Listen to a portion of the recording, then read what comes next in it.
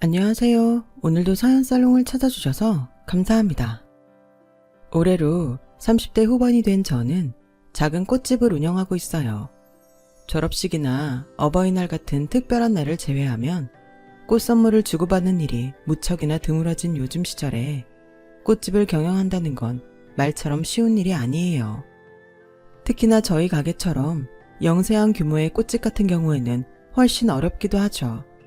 대형 꽃집 같은 경우에는 경조사 화환 덕분에 그나마 조금 나은 상황이니까요. 하지만 전 꽃집을 시작한 걸 단 한 번도 후회한 적이 없어요. 어릴 적부터 꽃을 좋아했거든요. 꽃이 가져다주는 평화로움과 싱그러움, 그리고 향기가 늘 저에게는 행복이었고, 꽃집 덕분에 참한 총각을 남편으로 맞이할 수 있었어요. 남편은 꽃집 단골 손님이었거든요.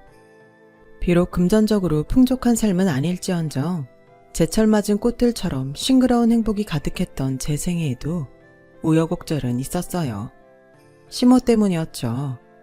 물론 시모가 처음부터 이상한 사람이었던 건 아니에요. 오히려 다른 시모들보다 훨씬 좋은 사람이었어요. 어느 정도였냐면요. 많이 바쁘니? 어머나, 언제 오셨어요? 죄송해요. 가지치기 한다고 한참 바빠가지고 오셨는 줄도 몰랐네요. 방금 막 들어온 참인걸 뭐. 근데 꽃집에 손님이 자꾸 없어서 어쩌니? 어쩔 수 없죠. 꽃 선물이 흔한 시대는 아니니까요. 그래도 전 괜찮아요. 꽃을 보고만 있어도 마음이 뿌듯해지고 적성에도 잘 맞고요. 무엇보다 남편이 제가 꽃집에 있는 모습에 푹 빠졌다잖아요. 그럼 됐고, 너희가 좋으면 시애미도 무조건 다 좋은 거야. 내 맘 알지? 잘 알죠. 그래서 늘 감사한 마음이고요. 점심은? 아직 식사 전이지? 그러게요. 아마 어머님이랑 식사 같이 하려고 아직까지 안 먹었던 모양이에요. 뭐 잡수고 싶은 거라도 있으세요? 오늘은 나 말고 너 먹고 싶은 걸 먹어야 하는 날 아니니? 에이, 언제는 어머님 잡수고 싶은 거 먹었나요? 맨날 제 취향에 맞춰주셨죠. 근데 오늘이 무슨 날이에요? 거봐라, 내 이럴 줄 알고 미리 준비해 왔단다. 그 말에 제가 고개를 갸웃하기 무섭게 시모가 등 뒤에 감추고 있던 보따리를 짜잔 놀래키듯 꺼내 보였어요. 제가 좋아하는 음식들로만 순식간에 한 상 가득 차려진 도시락 선물이었죠. 어찌나 정성 들인 음식들인지 차마 손대기가 민망할 지경이었죠. 그 중에서도 제 나이만큼 촛불이 꽂혀있는 시루떡 한 접시에 유독 가슴에 와닿았어요. 어머님, 달력을 보니까 오늘이 우리 며느라기 생일날이더라. 행여나 너부터 까먹고 있지는 않을까 싶어서 새벽부터 일찍 장 봐서 준비했어. 와, 우리 어머님 최고다 진짜. 제 생일까지 다 기억하셨던 거예요? 생일을 음력으로 챙겨서 매년 날짜가 바뀌는 통에 저랑 남편도 헷갈려 하는데도요. 마음이 가면 자꾸 생각이 나는 법이야. 더 잘해지고 싶은 법이야. 그러니 제 아무리 매년 바뀌는 생일 날짜인데 머릿속에 콕 박히지 않고 배기겠어. 저조차 잊고 있던 생일상을 심지어 시모에게 받는 기쁨이란 저도 모르는 사이에 눈시울이 붉어지더라고요. 하늘에 감사 올리기에도 부족한 좋은 날에 청승은 얼른 촛불 불어. 다른 음식들은 몰라도 케이크는 내 손으로 만들 수가 없어서 시루떡으로 대신해 봤단다. 감사합니다 어머님. 우리 같이 촛불 불면서 소원 빌어요. 전 어머님 건강하시라고 빌게요. 그럼 난 우리 며느라기 앞길에 꽃길만 가득하라고 빌어야겠다. 마침 꽃집이잖니. 이처럼 시모는 인자하고 자애롭고 속 깊고 사랑 많고 기타 등등 좋은 말을 모두 가져다 붙여도 모자랄 만큼 괜찮은 사람이었어요. 문제는 그놈의 돈이 시모의 마음을 흔들어 버렸다는 데 있었죠. 불화의 시작은 남편에게는 세상 단 하나 있는 형이자 저에게는 아주버님이 늦깎이 결혼을 하게 되면서부터 비롯되었어요. 아주버님은 조망만한 매장에서 영세한 자동차 부품 사업을 하고 있었는데요.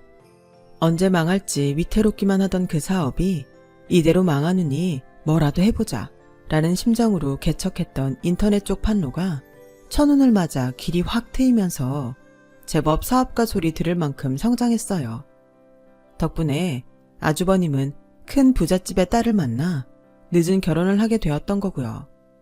사실 시모는 처음엔 아주버님의 결혼에 대해 걱정이 참 많은 눈치였어요. 아무리 사업이 제법 컸다고는 하지만 형님의 집안과 저희 시댁 사이에는 부정할 수 없는 경제적 격차가 있었거든요. 심지어 컸으면 컸지 작은 격차도 아니었어요.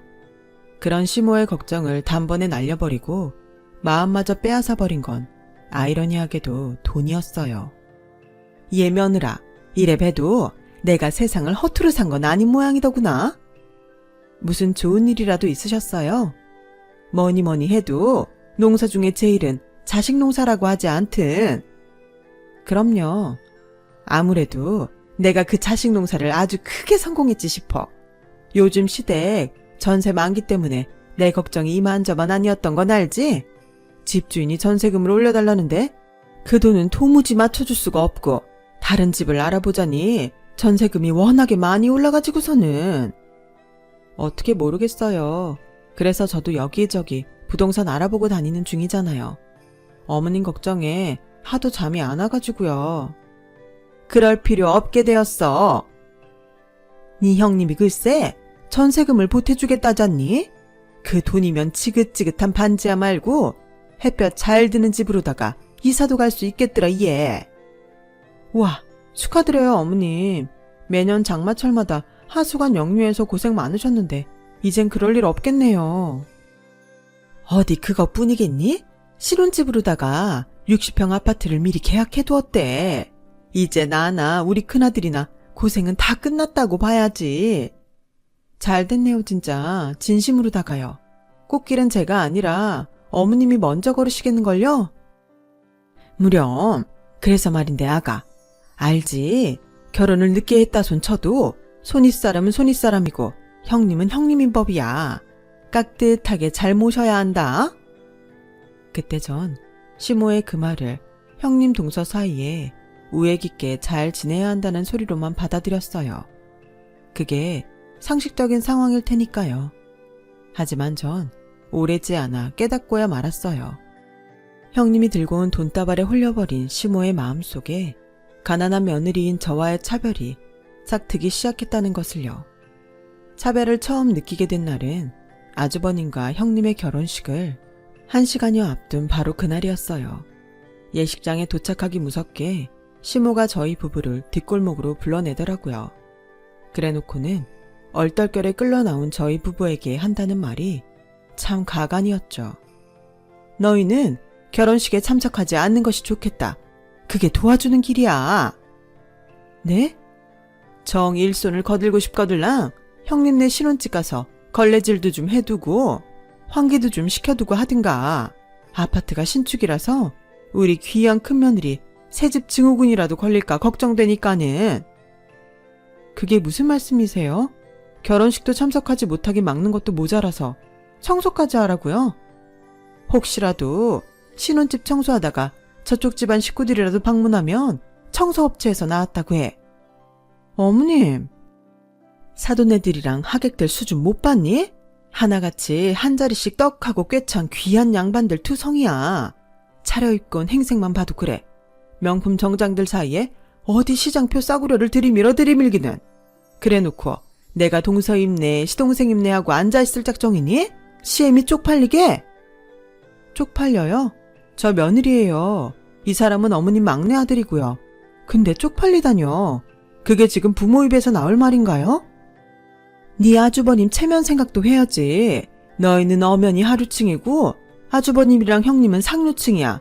조선시대로 치면 천민과 양반 정도의 수준 차이다 이 말이야. 알아들었으면 잠자코 시키는 대로 형님네 신혼집 청소 싹 해놓고 기다려. 밥은 이바지 음식 몇 그릇 싸다가 주마.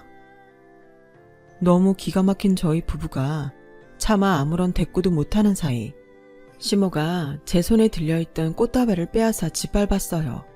아주버님과 형님의 결혼을 축복하기 위해 제가 몇 날 며칠을 고민으로 밤잠까지 설쳐가며 정성껏 만들어간 그 꽃다발을 말이에요. 그 순간 돈이 사람 하나 망치는 건 순식간이라던 말이 전부 사실이었구나 싶었고 치가 떨리더라고요. 가난한 집에서 태어나 평생 풍족하게 살아본 적은 없었지만 적어도 가난 앞에서 비굴하게 살아본 적도 없거든요. 이딴 취급 앞에 고개나 굽실거리면서 살라고 친정 부모님이 절 낳아주고 시집까지 보낸 것도 아니고요.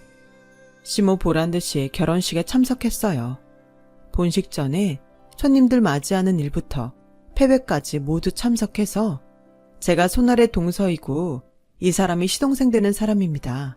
전부 다 했어요. 웃긴 건요. 가난한 저희 부부의 처지와 행색을 누구 하나 흠잡지 않았다는 거예요. 오히려 저희 부부를 요즘 보기 드물게 정중하고 예의 바른 청년이라는 칭찬들이 쏟아졌다니까요. 불그락 푸르락 얼굴이 구겨진 건 오직 시모뿐이었고요. 어쨌거나 그날의 사건 이후로 저희 부부는 시모와 부쩍 소원해졌어요. 이미 각오한 일이었죠. 가난하다는 이유로 고개 숙여가면서까지 살 이유는 없었으니까요. 그러거나 말거나 시모는 수시로 꽃집을 찾아왔어요. 사과를 하기 위해서였냐고요? 절대 그럴 리가 없죠. 한번 돈에 홀려버린 사람이 반성하기가 어디 쉽나요? 시모가 찾아온 건 돈 많은 형님과 저를 비교질이나 하면서 괜히 유세나 떨어대기 위해서였어요. 다다음 달에 내 생일인 건 알지? 그런데요, 우리 귀한 맏며느리께서는 생일 선물로다가 명품 가방 하나를 해준다더라. 어쩌면 그 가방에 현금 봉투 하나 떡하니 넣어서 가져다 줄지도 모르고. 망상이 좀 가하시네요. 헛된 망상은 화를 부르는 법이고요. 어떻게 돼 내가 없이 사는 주제에 못하는 얘기가 없니? 현실을 인정하고 고분고분 고개를 숙여도 시원찮을 파네? 가난하다는 이유로 기죽어 살 이유도 없고 그래서도 안 되는 일이니까요. 자랑 다 하셨음 이제 그만 나가주시죠. 여기 영업장인데. 꼬장꼬장 하기는 갈 때 가더라도 어디 네 계획이나 들어보고 가자꾸나. 요번 내 생일에 뭘 선물 주련? 명품 가방 정도는 아니어도 제주도 여행권 정도는 해놓아야 하지 않겠니? 가는 말이 고와야 오는 말도 곱다는 말이 있죠. 제주도 여행권? 그렇게 싸고 도시는 형님한테 바라시든가요. 10손가락 깨물어 안 아픈 손가락 없다는 말도 있다. 근데 그 말 다 뻥이더구나. 니들은 아무리 깨물어봤자 하나도 아프지 않은 손가락이야. 그니까 시애미 앞에서 태도 똑바로 하고 살아. 곱게 가실래요? 아님 동네방네 시끄럽게 창피한 꼴 당하면서 쫓겨나실래요? 간다 가. 어떻게 돼 내가 고분고분한 맛이 하나도 없어. 이후로 비슷한 일이 몇 차례 반복되었고 시모의 차별은 갈수록 노골적이 되어갔어요. 그때마다 제가 시모와 마주할 수밖에 없었던 이유는 시모가 찾아온 장소가 매번 꽃집, 그러니까 생계가 달려있는 영업장이기 때문이었어요. 만약 집이었다면 문을 걸어 잠그고 열어주지 않기만 하면 아주 쉽게 쫓아낼 수 있는 일이었겠지만 시모 하나 때문에 꽃집의 문을 닫아놓을 수는 없었거든요. 뭐 그래도 후회는 없어요. 시모 앞에 한치도 물러서지 않았으니까요. 그나마 불행 중에 다행이라고 할까요? 그 무렵 제 꽃집에는 새 단골 손님이 한 분 생겼어요. 어느 날부터인가 저희 동네를 돌아다니기 시작한 폐지 줍는 독거노인 할머니였죠.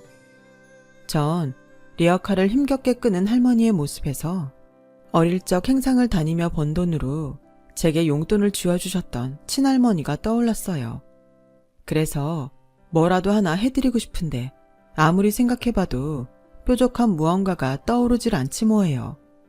고민하던 저는 마침내 폐지 줍는 할머니에게 꽃을 선물하기로 했어요.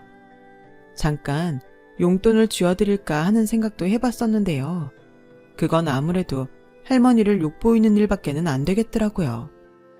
그렇게 저는 할머니가 꽃집 앞을 지나가실 때마다 정성껏 준비한 꽃 한 송이를 선물하기 시작했어요. 말로는 부담스럽다고 하시면서도 매번 화사한 미소를 꽃피우는 할머니의 모습에 제 가슴이 어찌나 뿌듯하던지. 그래요. 그게 바로 제가 꽃집을 시작하면서 꿈꾸던 삶의 모습이었어요. 꽃이라는 게 원래가 마음을 선물하고 행복을 나누는 의미가 있잖아요. 전 그걸 세상과 나누고 싶었던 거고요. 그런 제 마음을 할머니께서도 아셨는지 하루는 요크루트 2개를 제게 건네시더라고요. 그 고운 마음씨에 눈물이 핑 돌았죠. 꽃 선물은 내가 집에서 정성껏 기르고 있어. 온 집안이 화사해진 덕분에 10년은 젊어진 기분이야. 그래서 뭐라도 보답하고 싶은데 지금은 이것밖에는 없네. 뭘요? 오히려 보답은 제가 해야죠. 할머니한테 꽃 선물하는 하루가 얼마나 보람찬데요. 젊은 처자가 어찌 말도 꽃처럼 이쁘게 할꼬? 마음만 감사하게 받을게요. 칭찬만 고맙게 받을게요. 그러니까 요크루트는 할머니 드셔요. 하루 꼬박 폐지 모아다 판 돈 3,000원으로 욕이나 챙길 겸 사드시는 거잖아요. 그걸 제가 어떻게 받나요? 마음의 선물이야. 처자가 꽃 선물로 고된 내 하루를 활짝 피게 만들어준 것처럼 나도 처자한테 작은 위로나마 건네고 싶어서. 네? 오다 가다 한 번씩 보이더라고. 처자 얼굴에 수심이 드리워진 모습이. 무슨 내막인지는 잘 모르겠지만 이거 먹고 힘내라고. 세상은 아직 살만하다는 걸 알아줬으면 더 좋겠고. 그럼 우리 건배할까요? 그날 할머니와 저는 요크루트 1개씩을 나누어 먹으며 깊은 우정을 나누었어요. 어르신과 우정을 나누었다는 말이 누군가에겐 어색하게 들릴지는 모르겠지만 우정이라는 말은 성별과 나이를 모두 뛰어넘는 개념이니까요. 그런 할머니와의 우정 덕분에 심호로 인해 피폐해져 가던 마음을 다 추슬렀나 싶었는데 말이죠. 시모가 덜컥 또 한 번의 사고를 치고야 말았어요. 그날은 시모의 생일날이었죠. 당시 저희 부부는 생일에 참석하지 않을 예정이었어요. 시모와의 관계가 불편했거니와 아무리 저희가 자식 노릇을 하려고 해도 자식 취급도 제대로 해주질 않는데 굳이 뭐하러요. 가봤자 뻔하죠. 또 그놈의 노골적인 차별.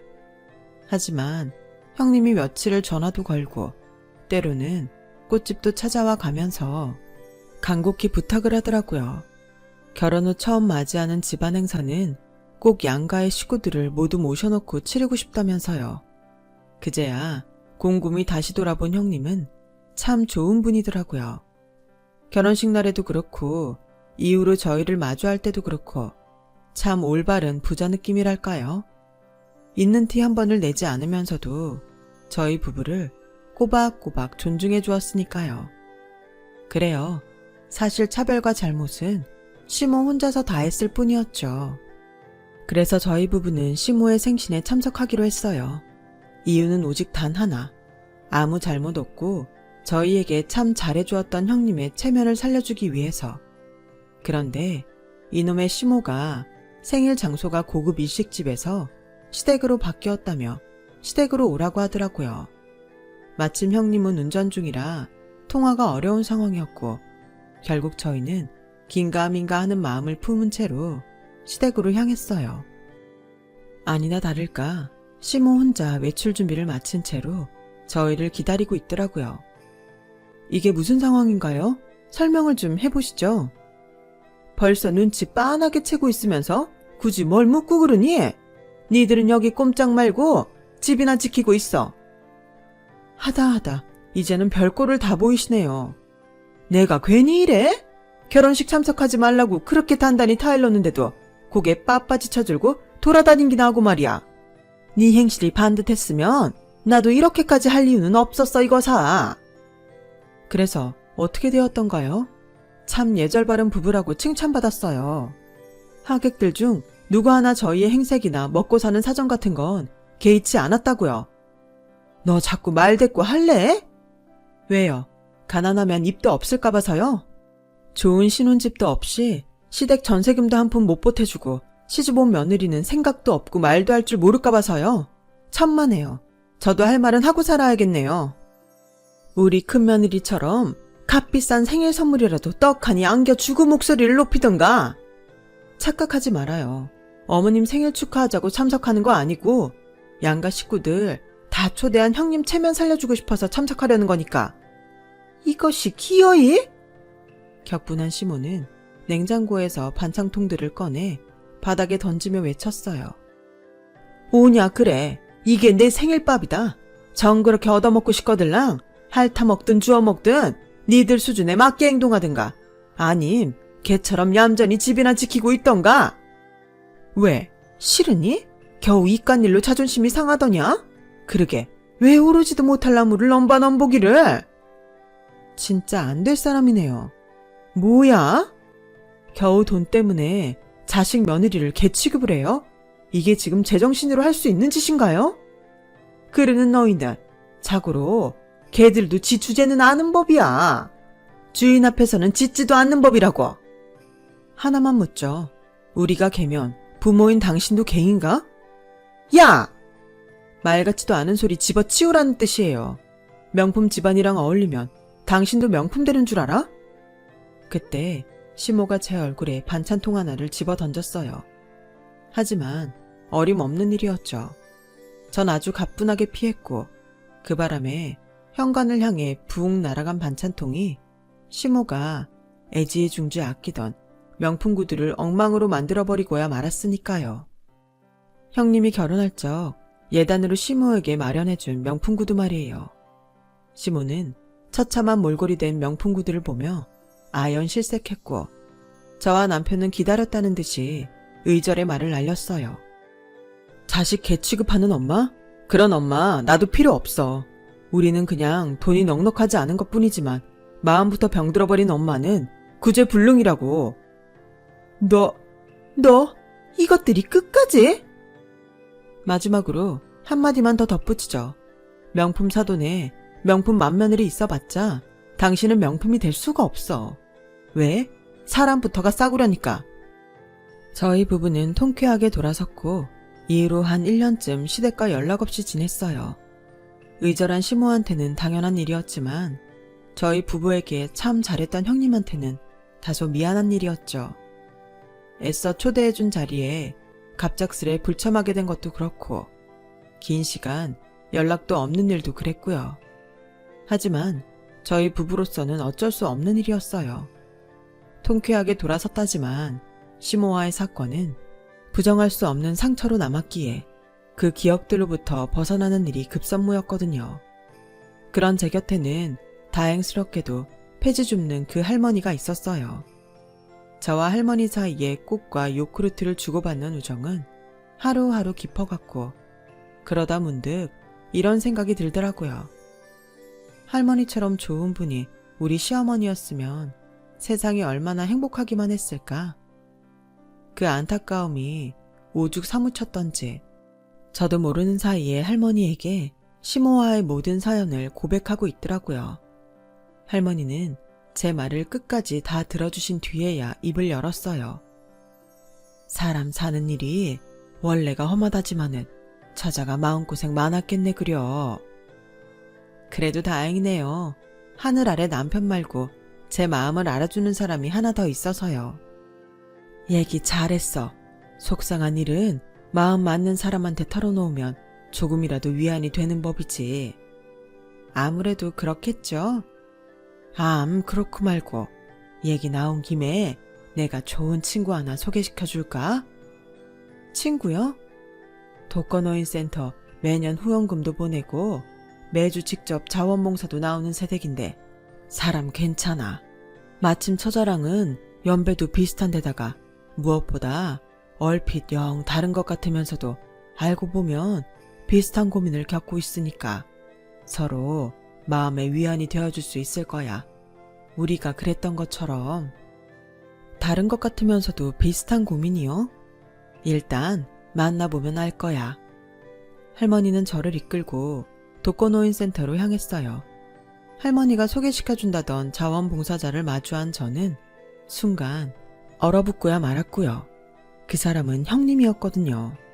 저희가 아는 사이인 줄은 전혀 몰랐던 할머니도 잠시 당황하더니 이내 둘이서 얘기 나누라며 자리를 비켜주셨어요. 그렇게 할머니 덕분에 인연을 다시 이어가게 된 저와 형님은 근 1년 만에 대화를 나누었어요. 미안해요, 형님. 형님 잘못도 아닌데 연락도 없이 1년씩이나 보내버려서. 이해해. 동선에도 무슨 이유가 있었겠지. 솔직히 나도 사람이라 그날 생일자리가 엉망이 되어버린 건 조금 믿기도 했었어. 시모는 울었는지 어쨌는지 퉁퉁 부은 눈으로 나타나질 않나. 동선에는 어렵게 초대해놨더니 연락도 없이 불참하지를 않나. 그런데 있잖아. 나도 시모를 겪다 보니까 문득 이런 생각이 드는 거 있지? 동선애한테도 무슨 이유가 있었겠구나. 그래서 1년째 연락도 없이 명절에도 시아버지 제삿날에도 시댁에 오질 않는구나. 형님도 무슨 일이 있으셨군요. 있었지, 아주 많이. 그래서 진지하게 이혼을 고민하던 중이었어. 이혼을요? 아주버님 문제인가요? 아니, 시모 때문에. 내 딴에는 며느리도 자식이랍시고 부모 대접 잘해줬을 뿐인데 시모가 왜 자꾸 우리 집안에 빨대 꽂으려는 기분이 들지? 시모의 편애를 받는 줄로만 알았던 형님의 고백은 놀라웠어요. 저희 부부에게는 가난하다는 이유로 말 같지도 않은 차별질을 해왔다면 형님한테는 아주 대놓고 뜯어먹을 작정이었더라고요.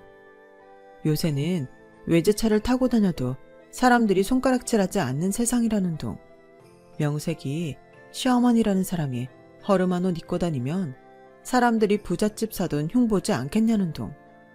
또 어느 날에는 큰아들 사업이 조금 더 뻗어나가려면 투자금이 필요할 것 같다지를 않나.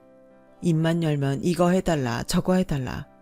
넌지시 지나가는 얘기인 척 했을 뿐이라지만 듣는 형님의 입장에서는 그게 어디 지나가는 얘기였겠냐고요. 난 할 말 다 했으니 알아서 다 해놓으라는 소리였죠. 그러는 사이 아주버님은 뭘 했냐고요? 옳고 그름을 판단할 줄 아는 제 남편과는 다르게 아주버님은 시모 판박이더라고요. 곧 죽어도 엄마 편. 형님이 아무리 고충을 털어놓아도 우리 엄마는 그럴 사람 아니다. 상황이 이러니 형님이 이혼을 진지하게 고민할 수밖에요. 전 그런 형님을 돕고 싶었고요. 제 입장에서는 이혼을 해라 마라 그럴 순 없어요. 어디까지나 형님의 삶이고 형님 스스로가 선택해야 하는 문제니까요. 대신 꼭 이혼을 해야겠다면 도움을 드릴 순 있어요. 도움이라면 뻔하잖아요. 시모 그 인간이 하는 짓거리 보면 어떻게든 형님한테 책임 뒤집어 씌워서 위자료 한 푼이라도 더 뜯어내려고 눈 뒤집혀서 난리칠 거. 물론 법대로 끝까지 가자면야 형님이 질 일은 절대로 없겠지만 시모한테 시달리는 것 자체가 삶이 피폐해지는 일이거든요. 그 꼴 안 겪으려면 본때 단단히 보여서 초장부터 잘라내는 수밖에는 없지 싶고요. 시모 절대 만만한 사람 아니라는 건 제가 직접 겪어봤잖아요. 고부 갈등 선배. 근데 어쩌지? 나 미리 만들어둔 증거 같은 건 하나도 없는데. 이렇게 하죠. 바로 이튿날 형님은 저와의 계획대로 시모에게 문자를 보냈어요. 어머님이 바라셨던 것 전부 다 보낼 테니 시댁에서 기다리고 있으라는 문자였어요.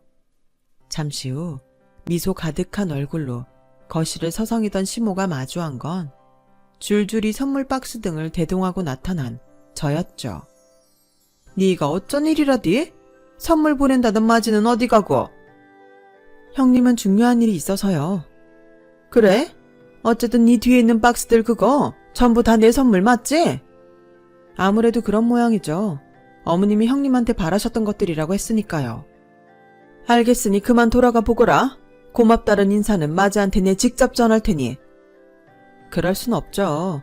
제가 오늘은 꽃 배달이 아니라 선물 배달 알바를 하고 있는 참이어서요. 품목 하나하나 확인하고 어머님이 형님한테 바라셨다던 내용물이 맞는지 서명을 받아가야겠는데요. 꼴에 깐깐하기는 뭐 어떻게 해주면 되는데?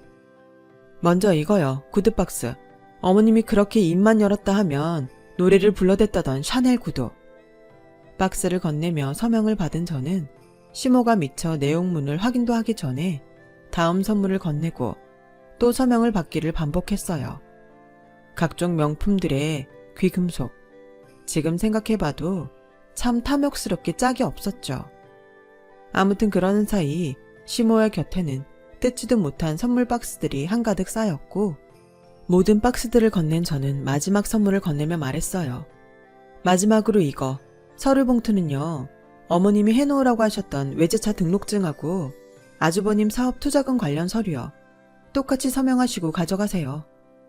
그런데 냉큼 서명하고 서류 봉투를 뜯어본 시모의 얼굴이 잿빛으로 물들었어요.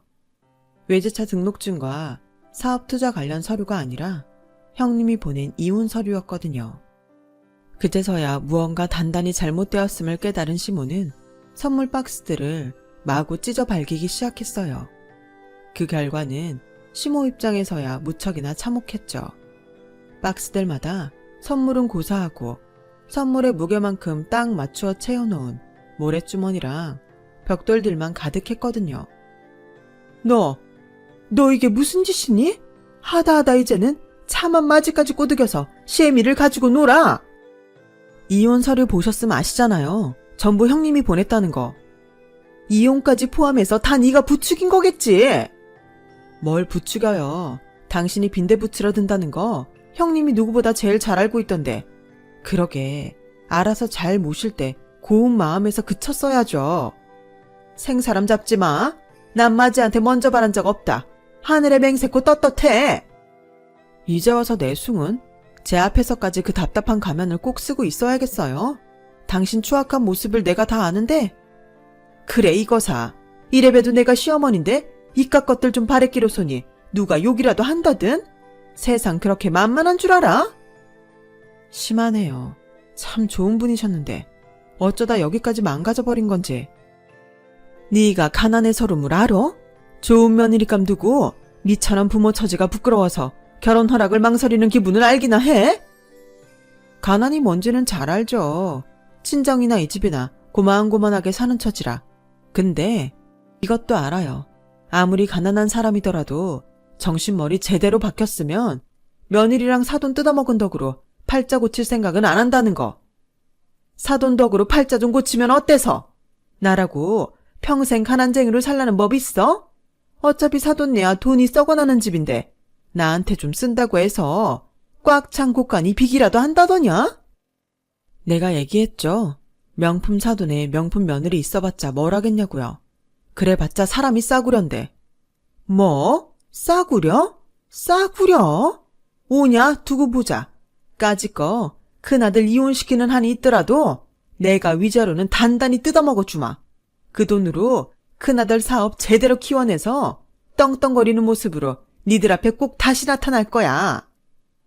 말씀 다 하셨나요? 다 했으면 어쩔래? 나중에 나 부자 된 다음에 머리 조아리면서 울고불고 애원을 해도 유산은커녕 국물도 없어 이년아. 글쎄요. 위자료는 어렵게 된 건 물론이고 까딱하다는 그쪽이 위자료 단단히 물어내게 생겼는데요. 증거 있어? 없으면서 누구한테 협박질이야. 법대로 해. 제가 왜 여기서 이런 짓까지 벌이고 있겠냐고요. 떡잎부터 싹둑 잘라내려는 거잖아요. 이거 서류 어머님이 형님한테 요구했다는 금품들과 품목들에 직접 서명하셨고 여기 휴대폰 생생한 증언들 모두 녹음되었고 덕분에 증거야 차고 넘치게 되었네요. 그래도 정 위자료 욕심이 난다면야 어디 한번 해보시든가요. 그래봤자 변호사 비용 날리는 꼴밖에는 안 될 테지만. 그날 시모는 결국 거품을 물고 쓰러졌어요. 저는 119 구급대가 도착하는 것을 확인하고 나서야 모든 증거들을 챙겨 유유히 돌아섰고요. 비로소 시모와의 긴 악연이 끝나는 순간이었죠. 형님은 아주버님과 순조롭게 이혼했어요. 시모는 말 한마디, 행동 하나라도 잘못했다가는 거액의 위자료 청구를 받을까 두려웠던 나머지 이혼이 성사되기까지 코빼기조차 비추질 못했고요. 또 시모는 살고 있던 전셋집에서도 쫓겨나게 생겼다고 들었어요. 형님이 결혼하면서 보태주었던 전세금을 돌려달라고 했거든요. 뱁새가 황새 쫓다가 가랑이 찢어진 격이라고나 할까요? 저는 여전히 작은 꽃집을 이어가고 있어요. 남편과의 사이도 화목하고 폐지 줍는 할머니와의 우정도 이어나가고 있죠. 그러는 한편으로 형님이 매년 후원금도 보내고 직접 봉사활동도 다니는 독거노인 센터에 꽃강의도 나가기 시작했어요. 외로운 독거노인 분들과 함께 꽃을 심고 화분에 담아 가정에 보내고 있죠. 꽃처럼 아주 싱그럽고 향기로운 날들이에요. 돈이 나쁜 건가? 아님 사람이 나쁜 건가? 하는 생각이 들더군요. 생각하기에 따라 결론은 다르겠지만 제 생각에는 콩 심은 데 콩 나고 팥 심은 데 팥 난다예요. 결국에는 사람에 따라 다르다는 얘기죠. 심성이 고운 형님에게 뿌리 내린 돈은 독거노인 센터의 후원과 봉사활동을 통해 올바르고 알찬 열매를 맺은 반면 시모에게 뿌리 내린 돈은 결국 최소한의 인간성마저 잡아먹힌 채로 스스로를 파국으로 인도한 것처럼요. 주변의 자연과 꽃들이 제 사연을 들어주신 사연살롱 여러분의 나날을 포근히 보듬길 기원하며 감사합니다. 여러분, 사연 댓글에 응원과 현명한 조언 부탁드려요. 좋아요와 구독은 저에게 큰 힘이 됩니다. 오늘도 좋은 일 가득하세요.